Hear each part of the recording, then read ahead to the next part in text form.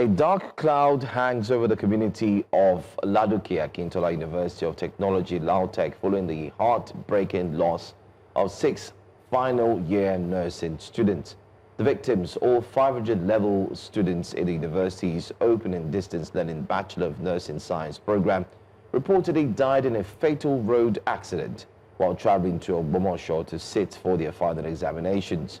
They were not just students, they were working nurses, women balancing careers, academic pressure, family responsibility, and in one painful case, pregnancy. One of the victims was said to be heavily pregnant at the time of the crash. The journey to campus was meant to mark the final stretch of years of sacrifice and determination. Instead, it ended in tragedy.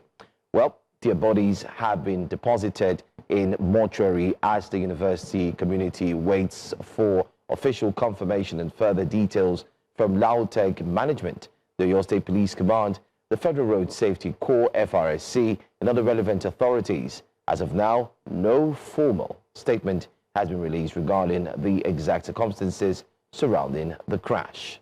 Beyond the brief, this incident again draws attention to the ongoing dangers on Nigeria's roads. Every year, road accidents cut short promising lives, including those of young professionals striving to improve themselves and serve society. Now, for classmates, colleagues, families, and the wider healthcare community, the loss is heavy. 6 future nurses, 6 dreams interrupted, 6 families in mourning.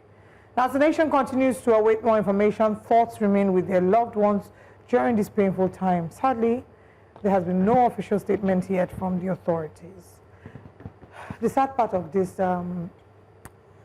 honestly, so they're leaving Abuja to go to Lautech, which is in, I think, Ogbomoso. Yes. Right?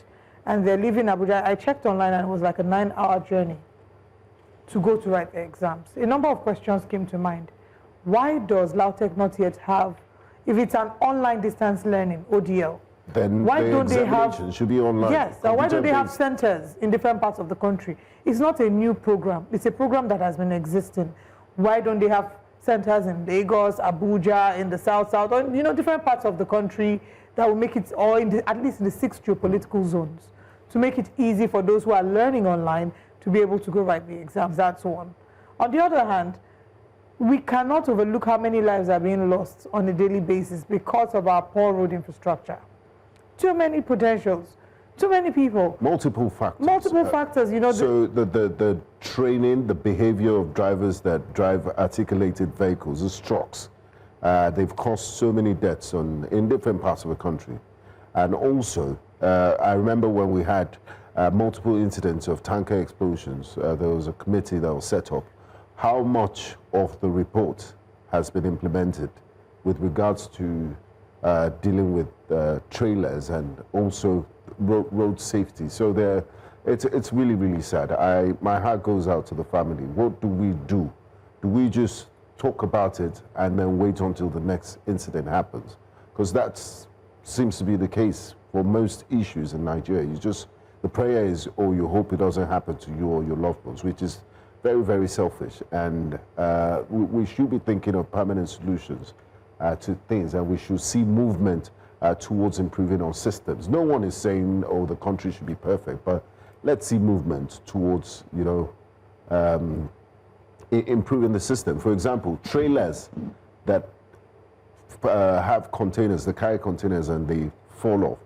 How much, what's been done to check that they are fastened at the ports? Is there a route for them to pass? Simple things like that, low-hanging fruit. It's really unfortunate and it's sad. And I get very agitated. Not agitated, I get, please, can you help me with the word, please? You get very traumatized or very... nervous if I have to embark on an interstate road trip. No, I try to avoid take as the much train as possible. service. If I'm going to Ibadan or Abeokuta, I'd rather take the train than put myself on the road, because I know the dangers. Sometimes it might not even be from you. It's just a drunk road user, the bad roads, things like that. It's sad. It's sad, cut off in their prime. It's also painful that there was a mother and unborn child. I mean, she was pregnant, and she was part of the six of them, 6 nurses. What's really painful is that, I mean, we're supposed to have their pictures on the screen there to show you who they really are. The families are mourning. Some friends are still in disbelief. Colleagues, you could say, fellow students who were in the same school, those who are not up to family level yet and who knew them. These were working women who were working class women, while they were also carrying out their jobs, their responsibilities. They were also schooling because, I mean, think about it. The economy does not fully grant you the autonomy to be able to go to school full-time. So just like in other climes, you work part-time and you also school part-time. And that's what these ladies have done. But now it was time for them to actually take that trip in their final year to go finish up. And it's like, the pain for me is too much because you spent roughly 5 years. You've done 5 years, and after working 100 level, 200, 300, 400, your final year, after putting in all the energy, resources, kind of like reminds me of a family friend who had lost their son, who was in his final year. So it's like you've watched this child grow from secondary school, from primary school up until the university. He got into university, we're celebrating, and he got into his final year, just to go and write his exams. It's quite a similar story with the one we did see. Heartbreaking. It's heartbreaking. But what pains the most is that the FRSC, the authorities, are yet to release a detailed statement. And that's one. It's not just FRSC, Lautech, because I'm currently on X checking their page, and that's another problem, Joe. The fact that even the pictures we were going to show are not pictures that we can officially say that, oh, these pictures, we know for a fact that these are the students. Because it is their classmates that were sharing the pictures. So I also got the story, I also got the information from a classmate. So that's what I'm saying. Said, we don't have an official statement, and it's also in the way that we treat lives in Nigeria. People die, we treat them as numbers. 6 people died, 11 people died. Don't they have names? Why don't we name people when they die? Why don't we treat them as humans? If we cannot honor them in life, at least honor them in death. We just call numbers, real out numbers. 6 lives were lost, 20 lives were lost, 323 lives were lost. Who are these people? Maybe the moment we start to attach names to these people, then we'll be a little more sensitive to the state and humanize their stories. Exactly. It's just 6 died. And that really it's upset very, very me. unfortunate. And this is what we see in other climes, their media.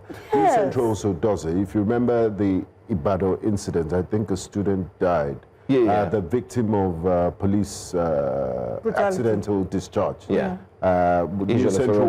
Israel went to meet the family. So we need to humanize. So it's not just numbers. And when News Central covers incidents in the north, our correspondents talk to the families and get of kidnapped victims of violent extremist terrorism and get their names. It's why when the people who it puts life, and it makes it more relatable than just random names. And it is good that we honor the memory of Take away the politicization of Black Lives Matter. When there was a protest against the killing of George Floyd, if you remember, part of the chant was say her name or say their names, say their names.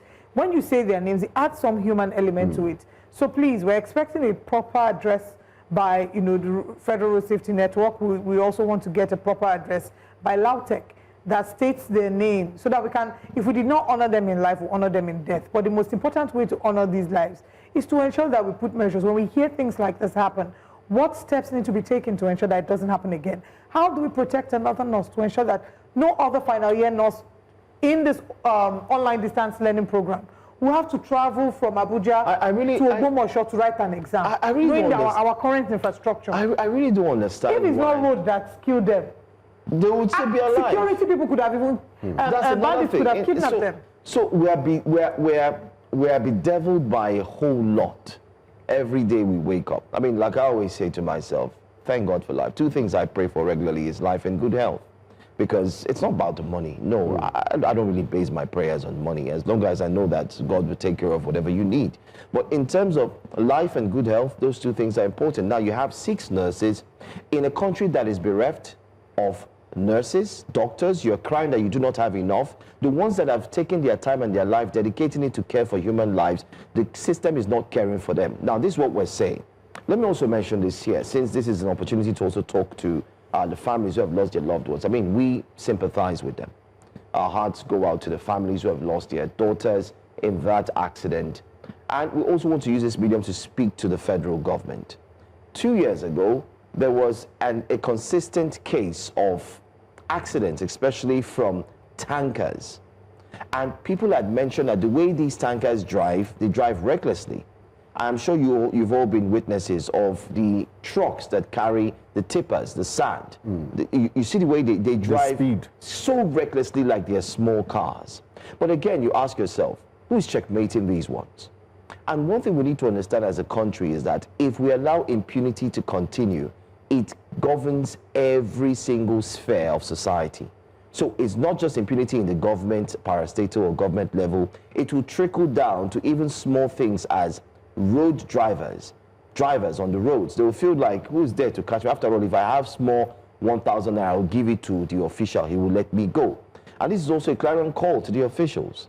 I mean, staying on the roads, collecting money, we've seen accidents happen because one or two persons were not doing their job. It's also a big problem. But then again, I think in the spirit of wanting to elevate our educational system, let's start looking at distant learning, doing it online, virtually, please. Because people go to school in London. Is that not what JAMB does? Is that People not go what to school in London. So what I'm saying is, even if you want the exams to be done in certain situations where you say, okay, everybody control the environment, have centers in the 6 geopolitical zones, that's the very least. If not, then maybe you should scrap the provision for that course if you can't afford, because our current reality is that our roads are poor, we're battling against security. We don't want to constantly put people on the road for hours, knowing that we can't guarantee their safety, and then we can't guarantee their security. But the blame doesn't go entirely to Lautech for not sorting out these alternative provisions. We must also hold the government accountable to fix our roads. We hope that there's a proper investigation that is carried out to ensure again that the driver of the vehicle also was somebody who was able to observe the necessary driving instructions in terms of speed limits, because just while you were speaking, Gbenga, you did speak to how a number of these tanker drivers drive like hooligans. They're very reckless. They're very reckless. A lot of those who drive the trucks, they're driving under the influence of alcohol. One has brushed me one day on the road. It's almost like they're trying to prove a point. No, that's what they do. So they push you to I don't like being behind them at all.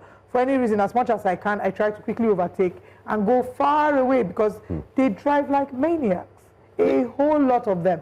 So we need to also regulate the people who drive those trucks and ensure that we have the best of the best. I mean, these are some of the messages.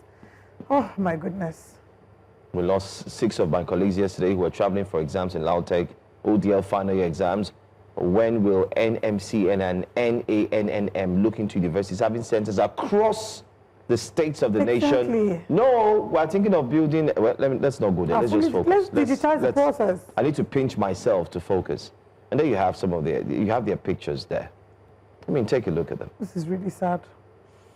They've done everything they can to certify themselves, to work hard, but the system eventually fails them. Anyway, that's all we're going to take on that story. Our hearts once again goes out to the families of the deceased, and we do hope that you find some form of comfort. It doesn't stop here. We also look forward to hear from the school and also the authorities.